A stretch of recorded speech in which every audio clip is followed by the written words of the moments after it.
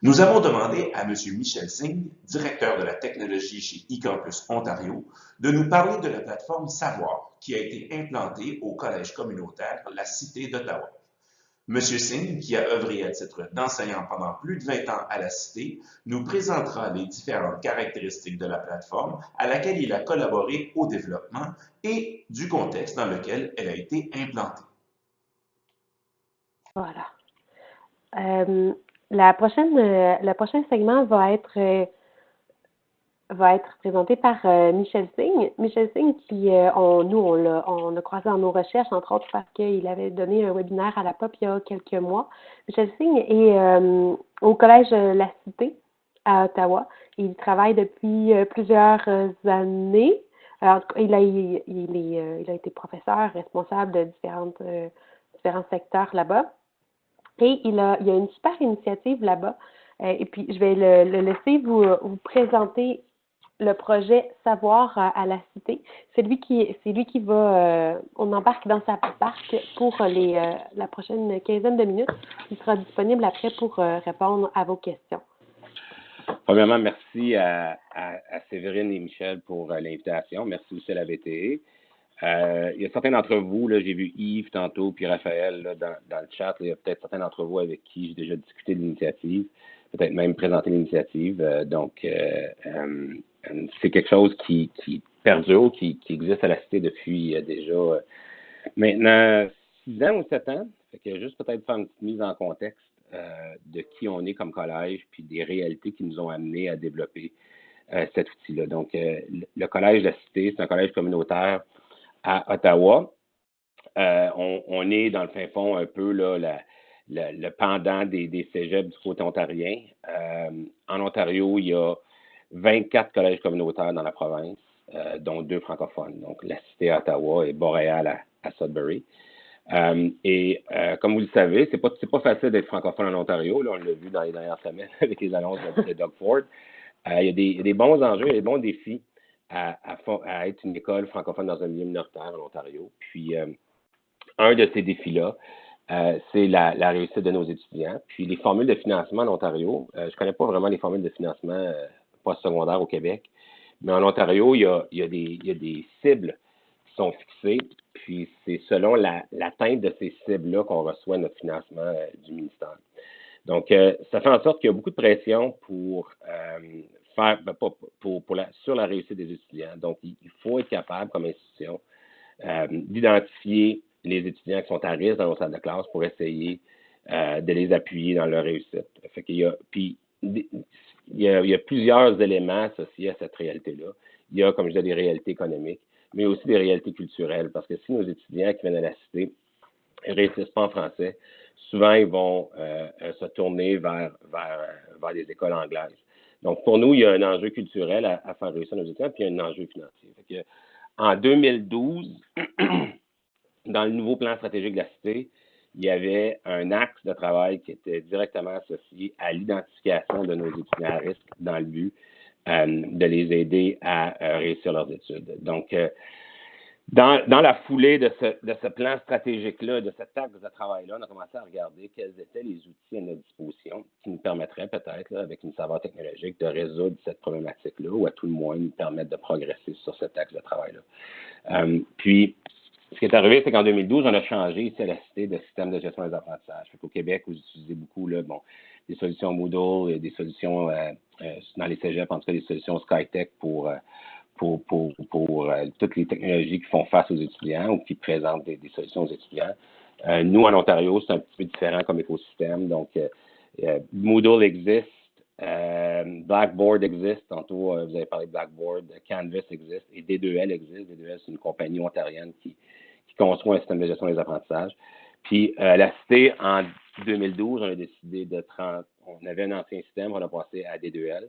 Puis une des raisons pourquoi on a passé à D2L comme système de gestion des apprentissages, c'est qu'on nous avait promis plusieurs outils analytiques déjà intégrés à la plateforme qui nous permettraient de faire ce qu'on voulait faire, donc identifier les étudiants à risque. Donc, c'était des outils analytiques basés sur des modèles prédictifs et des choses comme ça. On a fait de l'implantation de cette solution-là sans grand succès. Donc, je veux dire, les vendeurs sont très bons, sont très bons pour vendre des solutions, mais quand vient le temps de vivre un succès dans l'institution, ils ne sont pas toujours là. Donc, on a eu de la difficulté à vraiment voir la valeur de cet outil-là. Puis ça nous a ramené au point de départ, qui était comment, dans une institution, on va trouver des solutions pour être en mesure d'identifier les étudiants à risque. Puis, fait que là, on peut peut-être passer à la prochaine diapo, Séverine, Michel, puis je vais pouvoir passer dans le contenu, puis après ça, on pourra voir des captures d'écran un peu de notre solution. Donc, on est retourné à la table à dessin, puis on s'est dit, bon, mais quelles sont les solutions de portée pour identifier qui est à risque ou non dans une salle de classe? Il faut comprendre qu'à la Cité, on est environ 4 000 à 5 000 étudiants, puis 85 de notre programmation, c'est une programmation en face à face. Fait que on n'est pas encore au stade où on a énormément de cours en ligne. On a une composante de cours en ligne, mais la majorité de notre formation se fait en face à face. Fait qu'on s'est posé la question, quel serait le meilleur moyen pour identifier qui est à risque ou non en salle de classe? Puis moi, j'étais sur ce projet-là. Puis je fais aujourd'hui, je pense, 21 ans au collège, fait que j'ai enseigné plusieurs années au collège. Puis ma prétention était la suivante, c'est que en salle de classe, les professeurs ont une très bonne idée rapidement dans un semestre de qui est à risque ou non dans les salles de classe. Effectivement, c'est basé sur un jugement professionnel, mais c'est quand même une donnée, c'est quand même quelque chose qui serait intéressant à obtenir. Puis souvent, ce qui arrive dans les situations, la réalité d'un environnement collégial, c'est que moi, comme professeur, je sors de mon cours, disons à la semaine 3 ou à la semaine 4, puis je vais partager de l'information avec un collègue. Fait que je vais dire à un collègue, hey, j'ai la difficulté avec cet étudiant-là, ou hey, cet étudiant-là est merveilleux, ou peu importe. Puis on va avoir des échanges qui sont intéressants, mais qui ne sont jamais capturés par aucun système. Fait que c'est quelque chose qui reste en suspens, puis qui fait rien, dans le fond, qu'on ne capture pas. Fait qu'une l'idée du système, pour nous, c'était de dire, serait-il possible de capturer ces informations-là le plus rapidement possible dans un semestre? Puis d'être capable de prendre des décisions sur qui est à risque ou pas, basées sur ce jugement professionnel-là, cette observation-là, finalement, professionnelle d'un professeur. Fait que, on a commencé à plancher là-dessus, puis on a développé un système qui s'appelle Savoir, qui fait exactement ça.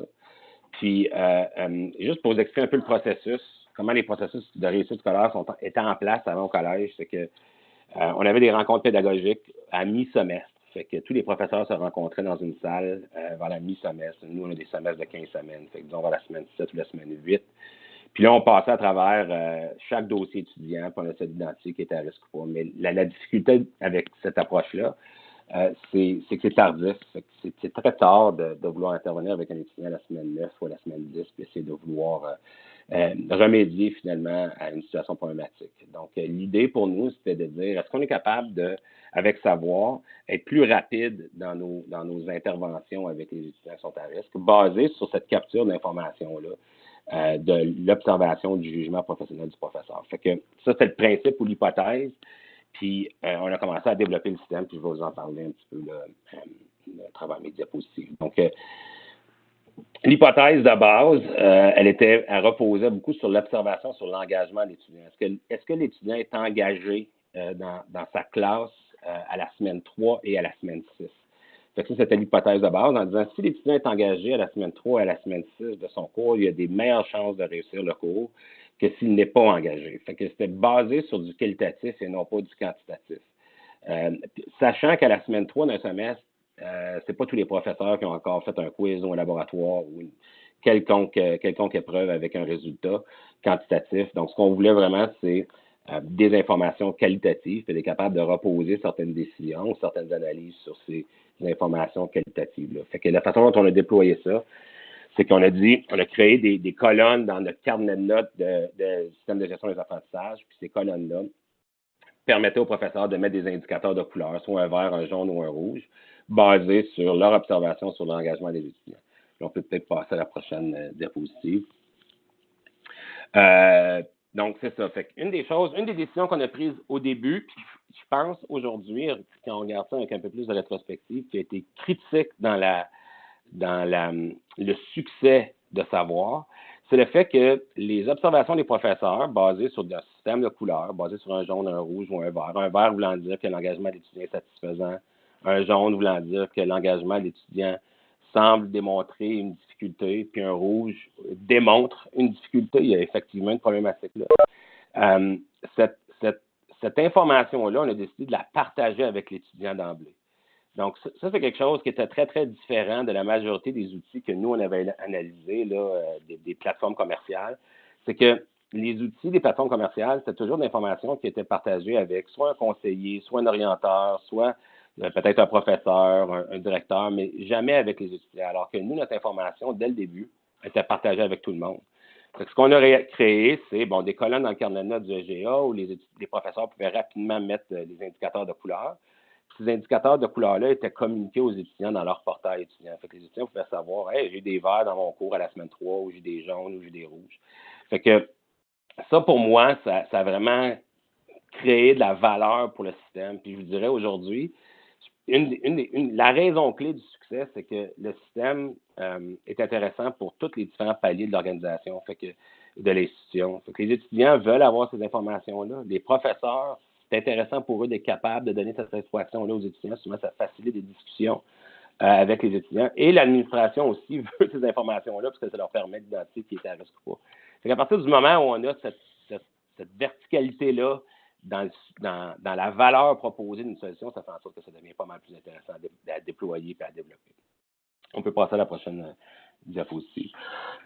Donc, c'est devenu pour nous, chez nous, une espèce d'outil. Moi, j'appelle ça de la rétroaction structurée. Ça veut dire que tous les cours que les étudiants prennent, à la semaine 3 et à la semaine 6, ils reçoivent une rétroaction basée sur ce système de couleurs-là qui provient de leur professeur, qui est une observation sur l'engagement qu'ils ont en salle de classe. Et ça, c'est super intéressant parce que quand on analysait les sondages de nos étudiants, tantôt vous parliez des évaluations de cours puis tout ça, une des choses qui ressortait beaucoup, c'est que les étudiants veulent avoir du feedback de leur professeur. Fait que savoir permet d'avoir cette espèce de structure-là autour du feedback à la semaine 3 et la semaine 6.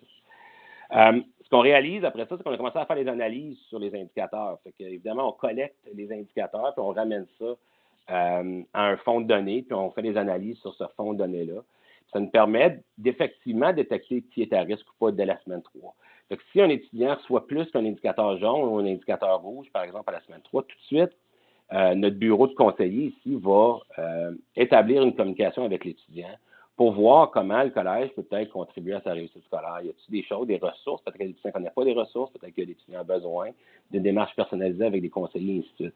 Puis, l'une des belles choses, c'est que la discussion part d'une information qui est connue par les deux parties. Fait que le conseiller qui décide d'appeler un étudiant ou d'envoyer un courriel à un étudiant ou peu importe le véhicule peut faire une intervention en disant, écoutez, on constate que vous avez des indicateurs jaunes ou rouges dans le savoir. Puis cette information-là, c'est pas comme si le conseiller disait, cette information-là, nous, on a discuté avec tes profs, puis à partir de cette information qu'on a discuté en catimini, on vient vous offrir nos services. Non, c'est basé sur des informations qui est transparente, c'est basé sur l'information qui est connue des deux parties. Donc, ça facilite beaucoup cette intervention-là auprès des étudiants. Donc, évidemment, on a toute l'équipe de conseillers ici, l'équipe de réussite scolaire au collège a développé tout un modèle qui appuie finalement leurs décisions puis leurs interventions auprès des étudiants basées sur ces informations-là qui se retrouvent dans le système savoir. On peut passer à la prochaine diapositive.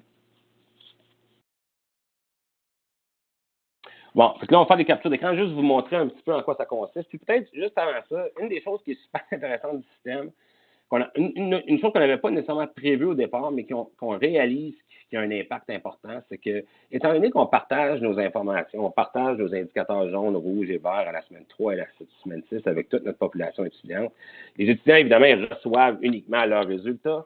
Ils voient juste leur petit mini-bulletin avec leurs couleurs. Ce qu'on réalise, c'est l'impact des indicateurs verts. Donc, vous allez voir les statistiques tout à l'heure, mais plus de 80% de nos indicateurs, c'est des indicateurs verts, qui veut dire que les étudiants ont un engagement satisfaisant en salle de classe. Ce qu'on réalise, c'est que dire à nos étudiants qu'ils vont bien a un impact important sur leur réussite aussi. Ce n'est pas juste une question d'identifier qui est à risque, c'est aussi de dire à ceux qui vont bien qu'ils vont bien. Ça a définitivement une valeur. Puis on le sent beaucoup chez nos étudiants qui ont peu de confiance, qui arrive à la première année, peut-être c'est un étudiant de première génération, c'est le premier de sa famille qui vient aux études collégiales, c'est peut-être un étudiant qui vient d'une région éloignée, un étudiant qui vient de l'international ou peu importe, puis qui commence dans un programme d'études CLST. De recevoir des indicateurs verts dès la semaine 3, un étudiant qui reçoit, je ne sais pas moi, il prend 6 cours, il y a 6 indicateurs verts la semaine 3. Ça vient stimuler de façon très positive son sentiment d'efficacité personnelle. Puis ça, on réalise à quel point c'est pas facile à capturer au niveau statistique l'impact, mais pour avoir fait quelques sondages auprès des étudiants, cet élément-là est clé dans le succès de la solution. Fait que juste vous dire que des fois, dans notre cas à nous, a priori, ce qu'on voulait, c'est des indicateurs jaunes et des indicateurs rouges parce qu'on voulait savoir qui était à risque pour les aider. Mais au final, on réalise qu'il y a toute une autre valeur au système qui va au-delà de l'idée originale. Fait que peut-être juste quelques captures d'écran pour vous expliquer ou vous démontrer un peu comment ça fonctionne. Fait que ça, c'est une vieille capture, mais c'est juste pour vous donner l'idée de ce que le portail étudiant a l'air. Fait que l'étudiant, lui, quand il rentre dans son portail, il a accès à un petit mini-bulletin qui lui présente les couleurs pour ses différents cours. Puis une histoire comique, c'est que la première année, on a fait des sondages aux étudiants après avoir présenté, après la première année d'utilisation. Puis une des choses qui est revenue du sondage étudiant, c'est que cette composante-là qui était dans leur portail, c'est une composante qui était automatiquement disponible quand l'étudiant rentrait dans son portail. Fait que tout de suite, c'est affiché. Puis, une des choses que les étudiants nous ont dit, c'est quand on est à la bibliothèque, par exemple, et on rentre dans les ordi, on ne veut pas nécessairement que ces informations-là soient toutes affichées parce que mon voisin peut peut-être voir mes indicateurs juste en regardant mon écran. Donc, on a fait une espèce de composante qui permet d'être fermée, puis qui permet de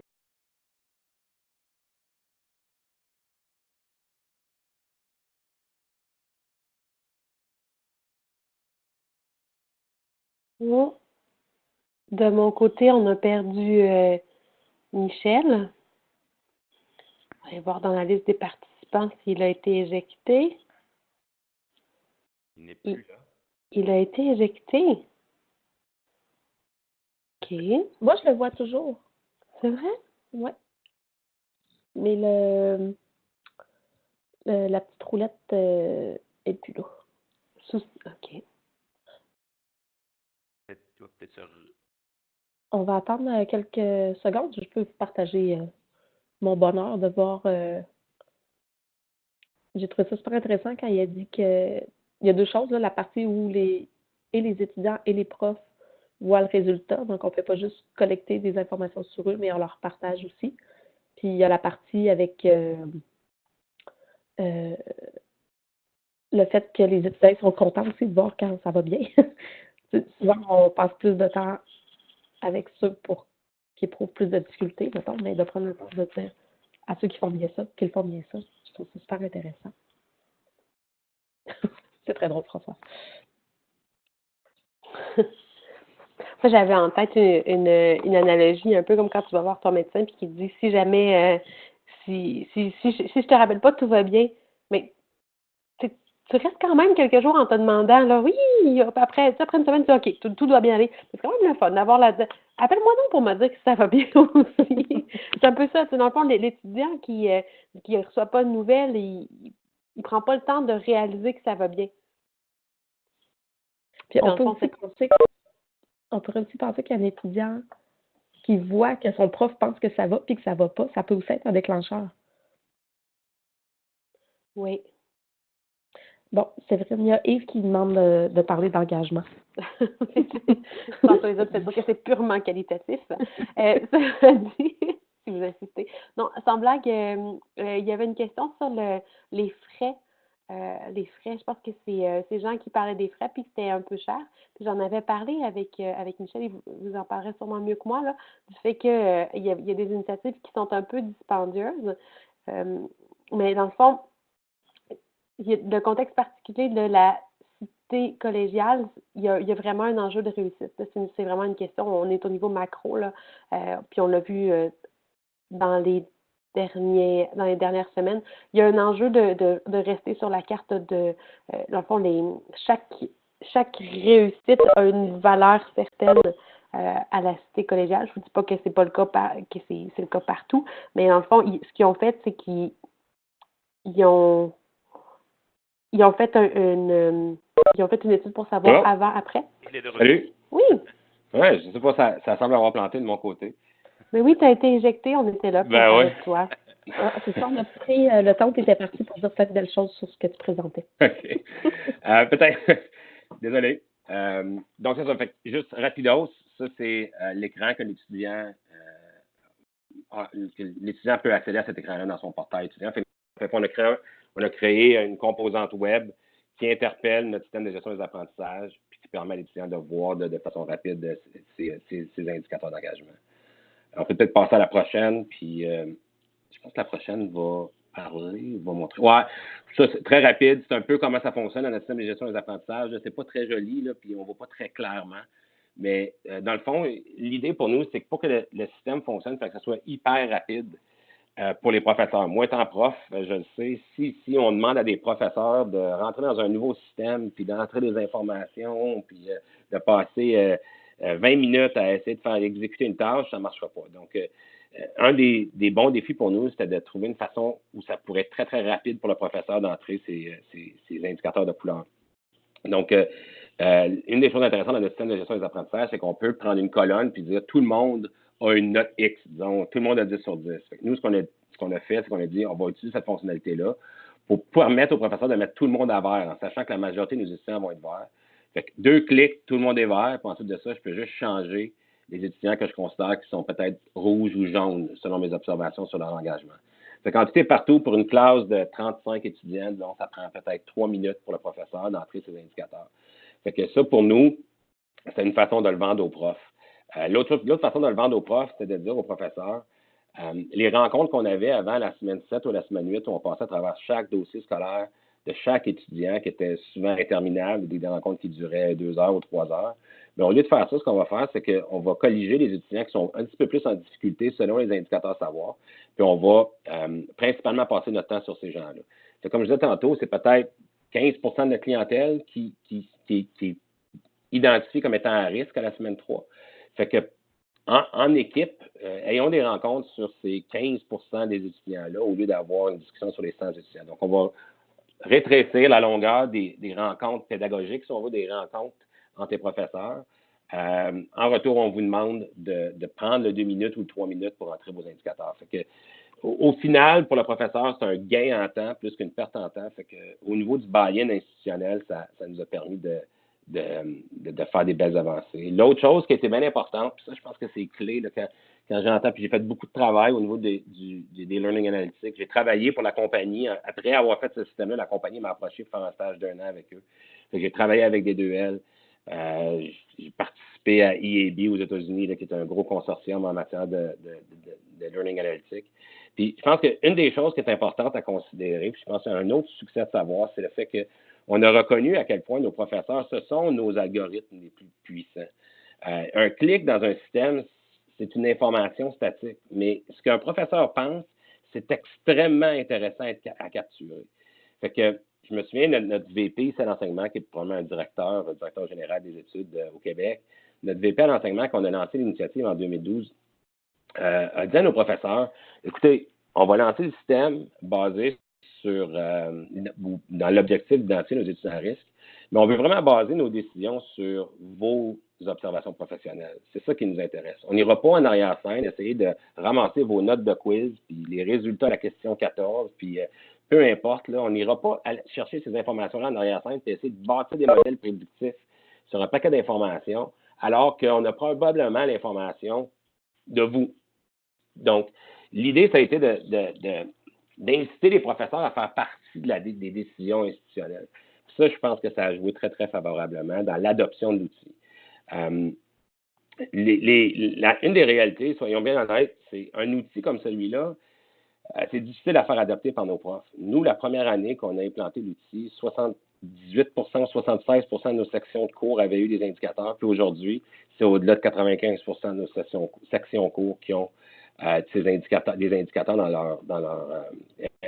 indicateurs renseignés dans les colonnes du carnet de notes. Donc, je veux dire, l'adoption, elle est là, puis la raison, comme je disais, fondamentale, c'est que ça touche aux 3 paliers. Fait qu'il y a de la valeur pour les étudiants, il y a de la valeur pour nos professeurs, puis il y a de la valeur pour l'administration. Je vais juste rapidement passer à la prochaine, parce que je voudrais vous parler un petit peu de statistiques aussi. Je pense que j'ai quelques statistiques. Ouais, ça, c'est nos tableaux de bord. Encore une fois, ça ne ressort pas très bien, mais on a bâti des tableaux de bord dans notre SIS nous, à la Cité, on utilise PeopleSoft, on n'utilise pas SkyTech. Puis dans notre SIS, on a développé des tableaux barres qui permettent de voir les indicateurs de chaque étudiant. Fait que l'indicateur qualitatif vert, disons, est traduit par un indicateur quantitatif qui vaut 100 dans nos tableaux de bord. Un indicateur qualitatif jaune se retrouve en tant que valeur 50 et un indicateur rouge, valeur de 1. Puis on fait des moyennages, c'est peut-être pas le bon terme, mais on fait des analyses composées de ces indicateurs-là pour être capable d'identifier qui est à risque ou pas dans nos salles de classe. Prochaine diapo. Donc ça ici, c'est juste pour vous démontrer un petit peu comment ça fonctionne. Nous, on utilise un outil qui s'appelle Tableau pour être capable de faire des visualisations intéressantes sur notre fond de données. Fait que ça ici, c'est juste une petite capture d'écran en automne 2016 du nombre d'étudiants qu'on avait au collège. Puis ça, c'est vraiment une vue de tableau qui nous permet de segmenter finalement par département qui sont nos étudiants. Peut-être passer à la prochaine. Ici, ce que vous voyez, c'est dans Tableau, là, j'interroge Tableau, j'utilise des filtres dans Tableau, puis je demande de me donner juste les étudiants qui ont reçu 3 indicateurs jaunes à la semaine 3. Puis vous voyez, on a passé de 5700 quelques étudiants à 74 étudiants. Donc, ça me permet d'être pas mal plus ciblé dans mes interventions, en sachant que j'ai ces 74-là qui, eux, ont reçu 3 indicateurs de leur professeur à la semaine 3. Fait qu'inévitablement, pour notre équipe de conseillers, c'est une mine d'or. Ça leur permet de dire, OK, bon, mais je sais que ces étudiants-là ont été identifiés comme étant à risque par leur professeur, puis je vais aller consulter ou entrer en communication avec ces gens-là. Prochaine diapo. Quelques statistiques, fait que, passons. Donc, ça ici, c'est une information sur un an. Fait que je pense que c'était en 2014. Juste pour vous donner une distribution des couleurs, ça vous donne une idée. La distribution des couleurs. Fait que 88 de nos indicateurs sont les indicateurs verts, 6,5 sont les indicateurs jaunes, 4,8 sont les indicateurs rouges. Puis ce que je trouve intéressant de ça, c'est que ça vient confirmer la perception qu'on a comme professeur. Je veux dire, la majorité de nos étudiants vont bien en salle de classe. C'est pas des étudiants, on n'a pas juste des étudiants difficiles.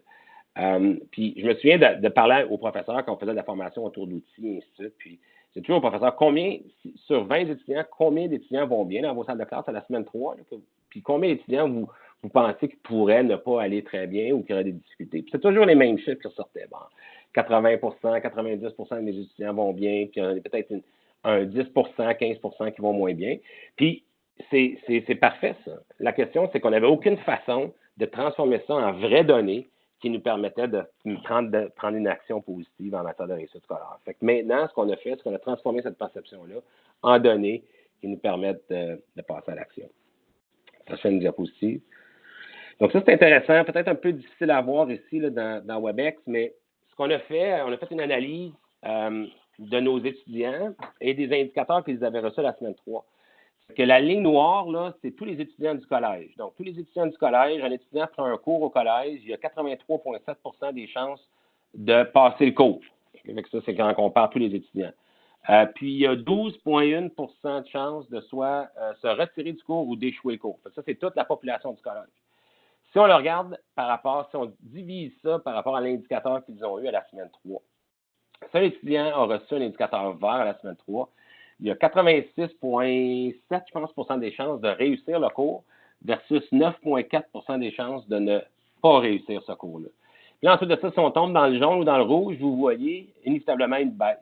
Fait que si on regarde rouge, disons rouge, puis quand on met l'indicateur rouge ou un indicateur jaune, je ne vais peut-être pas spécifier ça plus tôt, mais il faut indiquer une catégorie pourquoi ou un élément pourquoi l'étudiant a reçu un rouge ou un jaune. Fait que ça peut être le comportement, la participation, ou les absences.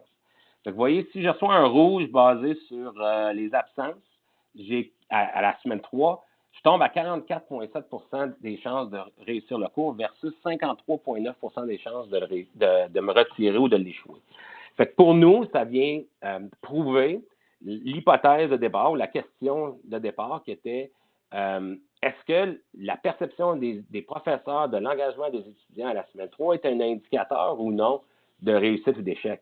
Puis quand on regarde un graphique comme celui-là, on voit clairement, oui, nos professeurs savent à la semaine 3 une très, très bonne idée de qui va réussir ou non en salle de classe. La question qui tue, c'est qu'on ne le demande pas et on ne la capture pas, cette donnée-là. Puis nous, savoir, c'est exactement ça que ça fait. Ça va demander, capturer et même communiquer l'information au collège et aux étudiants. Donc, c'est un peu ça l'âme, si on veut, du système. Aujourd'hui, je veux dire, c'est devenu un système institutionnel, un peu comme n'importe quel autre système. On n'a plus besoin de faire de la promotion à la semaine 3, rentrer vos savoirs. La première année, on avait tout un espèce de système de communication, un plan de communication autour de l'outil. Aujourd'hui, ça fait partie des meubles. Les professeurs savent qu'à la semaine 3, ils doivent entrer leur indicateur. Les étudiants s'y attendent. Puis nous, ça nous permet de rouler nos processus d'accompagnement des étudiants de façon de plus efficace. Quelques petites choses, évidemment, il y a eu beaucoup d'intérêt. On en a parlé avec plusieurs partenaires. Il y a eu des pourparlers avec des écoles en Australie, des écoles au Québec, des écoles en Ontario. À ce jour, on est la seule institution qui l'utilise. Il y a eu des plans, il y a eu des réflexions au collège pour ressortir, parce qu'un des enjeux de la solution, c'est qu'elle est bâtie directement dans notre système de gestion des apprentissages. Puis, quelqu'un qui n'utilise pas le même système de gestion des apprentissages, c'est pas vraiment facile de l'adapter.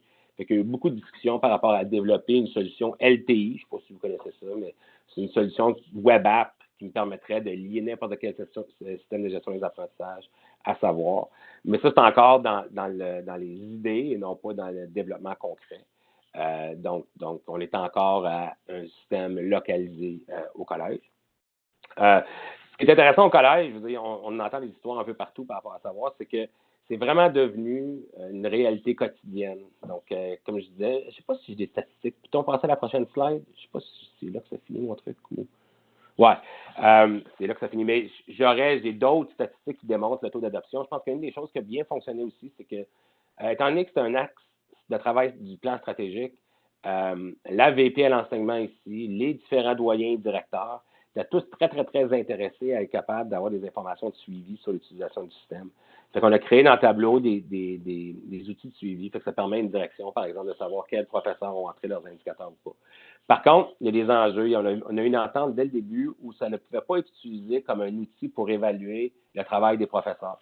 Fait que le collège ne peut pas utiliser, par exemple, les couleurs de savoir pour dire à un professeur « Hey, t'es trop dur avec tes étudiants, tu donnes trop de jaune ou tu donnes trop de rouge. » Donc, ça a été important parce que sinon, je pense qu'on aurait peut-être touché à l'intégrité du système si on avait commencé à vouloir faire des choses de ce type-là.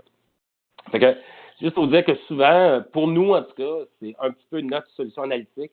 C'est bizarre parce que je considère que c'est un peu, en anglais, on dit un throwback, parce qu'au contraire, on n'essaie pas de prédire si un étudiant va réussir basé sur des modèles super complexes. Ce qu'on fait, c'est qu'on va chercher, selon nous, l'information que le plus de valeur, qui est l'observation de nos professeurs, et on ramène ça en arrière-scène. Donc, c'est vraiment un outil innovateur, mais un outil qui fonctionne bien. Comme je disais, l'impact numéro 1, je crois encore aujourd'hui que c'est le phénomène des verres. C'est qu'on envoie plein de rétroactions positives à nos étudiants. Puis ça, c'est quelque chose qu'on ne fait pas assez. On a tendance à vouloir identifier qui est à risque ou pas, puis ne pas dire à ceux qui vont bien.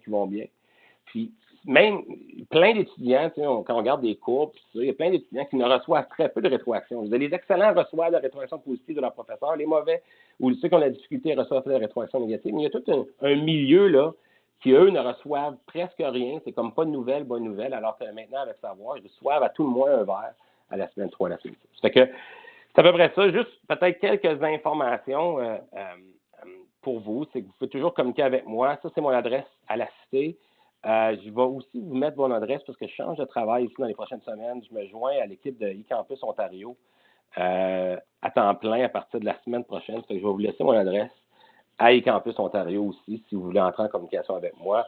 Dans mon rôle à eCampus Ontario, c'est une des choses qu'on va évaluer, c'est le potentiel d'intégrer des outils comme ça, mais plus à l'échelle provinciale que juste à l'échelle d'institution. Fait que ça devrait être un beau défi pour moi. Fait que je voulais aussi vous laisser avec ça si vous voulez entrer en contact avec moi. Je ne sais pas si vous avez des questions ou des commentaires, là, je suis bien prêt à les prendre si on a le temps.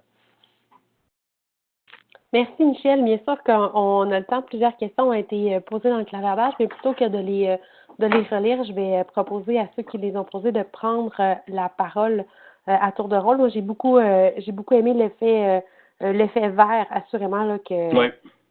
Puis ce que tu me disais, c'est que c'est pas en collège, puis que c'est non seulement c'est à la disposition des enseignants, mais que c'est utilisé. Ouais, je donne un exemple d'utilisation qu'on n'avait pas prévu, mais qui est très intéressante. Puis on parlait de personnalisation tantôt, puis tout ça. Moi, cette année, cette session, j'enseigne un cours. Puis je parlais avec des collègues, puis un des exercices qu'on fait maintenant, c'est avant d'enseigner un cours, on peut reculer historiquement, puis voir nos étudiants comme leur comportement dans le savoir. Moi, une des choses que j'ai fait, c'est je suis allé voir dans notre système, puis je vais voir comment mes étudiants, moi j'enseigne un cours à la 3e étape. Fait que, comme mes étudiants, je ne regarde pas juste la note qu'ils ont eue dans leur cours antécédent, je regarde aussi leurs informations dans le savoir. Fait que ça me permet de connaître un peu mieux mes étudiants avant même de leur enseigner. Fait que c'est des choses qui ont l'air de rien, mais qui, au final, selon moi, font une grosse différence. Merci. Est-ce qu'il y a des participants qui veulent prendre la parole? On a quelques minutes pour les questions avant la pause.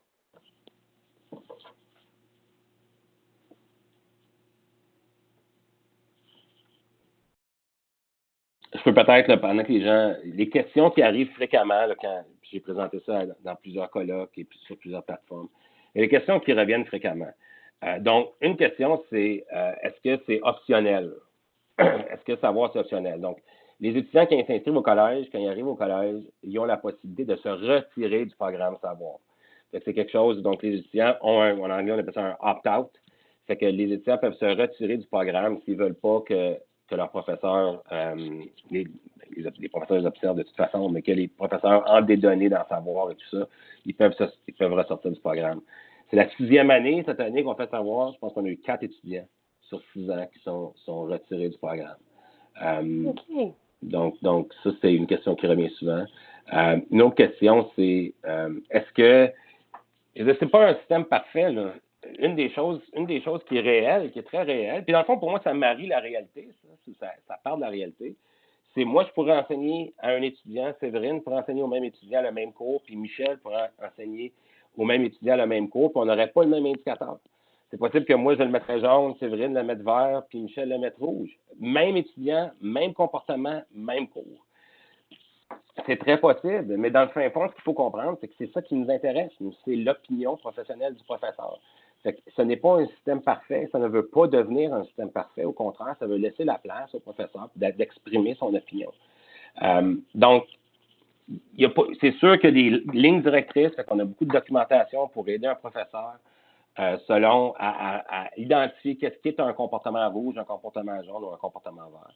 Mais au final, c'est tout à fait possible que 2 professeurs qui enseignent au même étudiant, peut-être pas le même cours, ça se peut pas, mais dans le fait fond qu'il y ait le même comportement étudiant dans un cours, que ce soit des indicateurs différents, c'est tout à fait possible, mais c'est comme ça que le professeur le perçoit, alors c'est ça qui nous intéresse. Oui, c'est un opt-out. Effectivement, c'est un opt-out. D'autres choses, c'est arrivé, écoute, on a eu plusieurs discussions intéressantes, des discussions du type ouais, mais moi, Michel, à la semaine 3, je ne connais pas le nom de mes étudiants. Fait, comment je fais pour être capable d'apprécier l'engagement des étudiants alors que je ne sais même pas qui est qui? Puis ça déclenche 2 réflexions. La première réflexion, c'est est-ce qu'on devrait savoir qui est qui à la semaine 3? Je veux dire, nous, on est un collège où on a des classes, on a ce privilège-là, on a des plus petites classes, fait que la plus grande classe au collège est peut-être 40, 50 étudiants. Mais je veux dire, la moyenne de la grosseur d'une classe au collège, c'est probablement 25, 30. Fait qu'une des questions, c'est est-ce que c'est pas notre devoir à nous, en tant qu'enseignants, de savoir qui est qui dans nos salles de classe? Je veux dire, on leur demande à beaucoup de choses aux étudiants. Est-ce que ça ne devrait pas être une de nos responsabilités, ça, de savoir qui est qui? Fait que ça, c'est une question qui a été discutée beaucoup au collège. Puis je pense que savoir met un peu de pression au professeur par rapport à savoir qui est qui dans la salle de classe. Et moi, je pense que ça, c'est une très, très bonne chose. L'autre chose, c'est très possible qu'à la semaine 3, on ne sache pas qui est qui, mais si tu ne connais pas l'étudiant, tu ne sais pas c'est quoi son nom, c'est probablement parce qu'il va correctement. C'est probablement parce que c'est un étudiant qui n'a pas démontré de signal très, très, très encourageant ou de signal très, très, très, très négatif par rapport à son engagement. Donc, dans un cas comme celui-là, nous, ce qu'on encourage, c'est mettre un verre satisfaisant. Ce qui veut dire que l'étudiant va bien, il n'y a rien à signaler, si on veut. Puis pour nous, ce n'est pas un indicateur de risque, c'est juste correct. Donc, ça, c'est des questions qui reviennent fréquemment par rapport à comment les professeurs l'utilisent. Mais je pense qu'une des choses qu'on a bien fait, c'est que, puis moi, j'ai dit tout le temps, en technopédagogie, dans des zones comme celle-là, le joueur clé, c'est le prof. C'est vraiment, c'est lui qui va faire en sorte si l'initiative fonctionne ou pas. Souvent, j'entends les vendeurs me parler d'étudiants, puis je suis d'accord, là, on est ici pour les étudiants, puis au final, ce qu'on veut, c'est livrer de la valeur pour l'expérience étudiante. Mais si nos professeurs n'utilisent pas nos outils, bien difficile de vivre du succès. Alors, je pense que nous, une des choses qu'on a fait dès le départ, c'est qu'on s'est dit, il faut que l'outil soit utilisé par nos profs. Fait que développons-le de façon à ce que les autres l'aiment, à ce que les autres veulent l'utiliser. Parce que si eux l'utilisent, ensuite de ça, le reste de l'initiative va découler de façon fonctionnelle. Donc, je pense que ça, c'est une des clés dans notre solution, c'est le fait que c'est vite, c'est rapide, c'est apprécié par nos profs. Je ne sais pas s'il y a d'autres questions ou commentaires, mais je suis bien ouvert. Présenter aux parents. Donc, on n'a pas de programme officiel pour le présenter aux parents, mais beaucoup de parents nous en ont parlé. Fait que beaucoup de parents nous ont dit hey, nous, on aime ça, on paye les études de notre garçon ou de notre fille, ça nous permet d'avoir un bon topo. Il n'y a pas eu beaucoup de promotion. C'est pas quelque chose, on n'a pas fait beaucoup de promotion de l'outil, à part en parler sur des plateformes comme aujourd'hui. Mais on n'a pas fait beaucoup de promotion de ça. Fait que c'est pas quelque chose qu'on vend aux parents, mais on a entendu beaucoup de commentaires des parents qui disent que pour eux, ça a de la valeur. Hey, moi, je vais devoir vous arrêter. Je sais que Yves, tu as plein de questions, mais je t'inviterai à écrire directement à Michel, parce que sinon, on n'arrivera pas à voir les quelques exemples qui nous restent là au postsecondaire au Québec. Simon Brodeur demande combien coûte un tel système? Donc, c'est pas quelque chose qu'on vend. Je veux dire, il y a eu des réflexions par rapport à ça. Je veux dire, nous, on l'a développé maison. Fait que combien on a investi, nous? Je sais pas, on a investi probablement autour de 100 000 150 000 pour le développer. Mais comme je dis, c'est pas un outil qu'on peut acheter là, d'un vendeur présentement.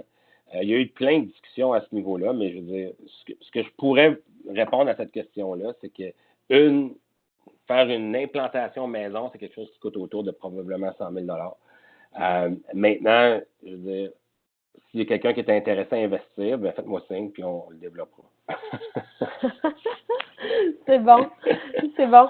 Génial. Écoutez, on te remercie beaucoup, Michel. Je pense que ça a été super intéressant. Ça nous a montré les différentes facettes de ce qui a été développé, puis qui est une... Tu le dis qui est une initiative locale pour un défi local. Je pense que on s'intéresse beaucoup au contexte en analyse de l'apprentissage. Puis je pense que ce projet-là représente bien. Oui, puis juste peut-être au final, je veux pas prendre plus de temps, mais je pense à Pascal à la VTI ou Séverine et vous, Michel. Je veux dire, on peut garder contact. Moi, dans mon rôle à eCampus, c'est des choses, à eCampus Ontario, c'est des zones qu'on va vouloir explorer. Puis on va vouloir les explorer d'un point de vue systémique. Fait que pas nécessairement juste d'un point de vue institutionnel, mais aussi d'un point de vue systémique.